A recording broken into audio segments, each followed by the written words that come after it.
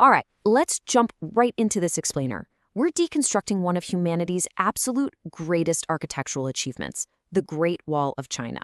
It's a massive global icon, but you know what? It's also surrounded by some huge myths and misunderstandings. So today, we are breaking the whole thing down.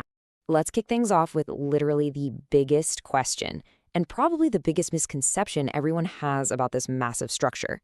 We've all heard that classic fun fact, right? That it's the only man-made object you can actually see from space. But is that actually true? Well, spoiler alert, that space myth is entirely false. NASA themselves confirmed it. Because the wall was built using local materials, rammed earth, mountain stone, clay brick, it basically acts as perfect camouflage, blending right into the natural landscape. Unless you have absolutely perfect weather conditions and know exactly where to squint, it's pretty much invisible to the naked eye from low Earth orbit. So here's our roadmap for this explainer. First, we'll shatter some Great Wall myths. Second, we'll look at who actually built it.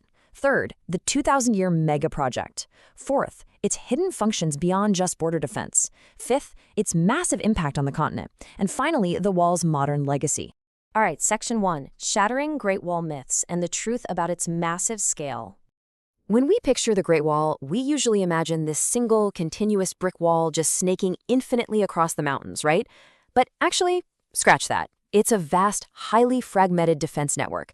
It's really this giant, complex puzzle of overlapping segments, isolated fortresses, and scattered barriers spread out across 15 different northern regions of China.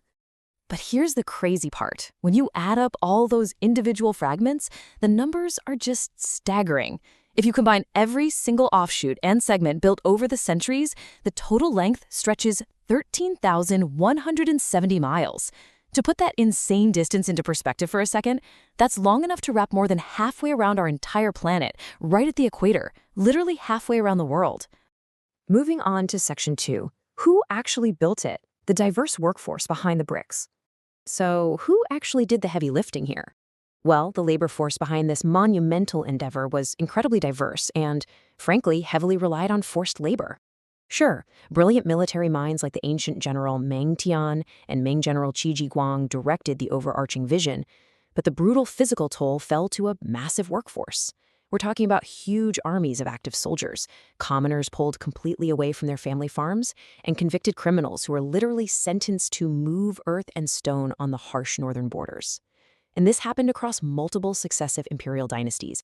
Tragically, the human cost was just unimaginable.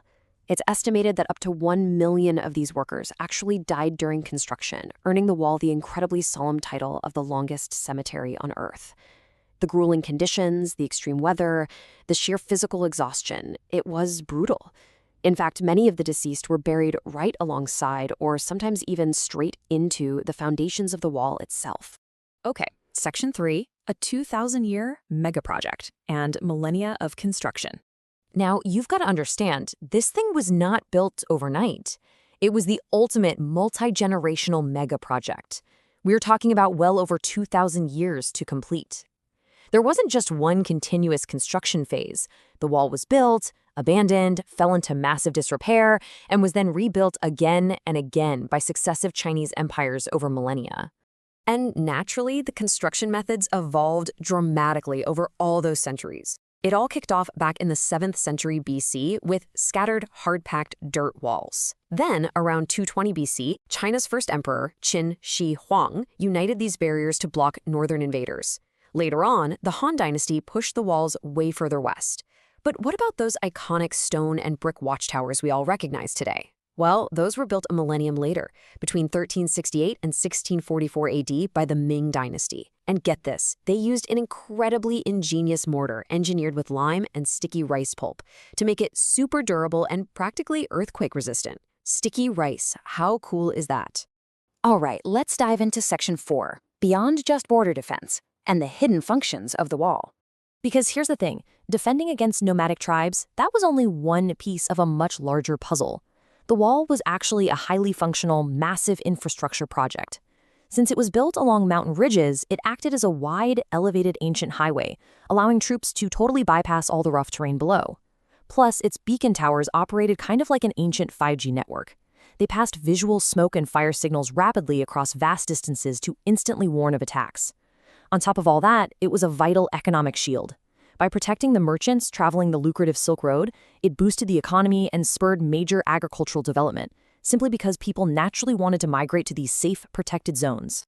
Moving to Section 5, Impact on the Continent and Dividing Two Ways of Life.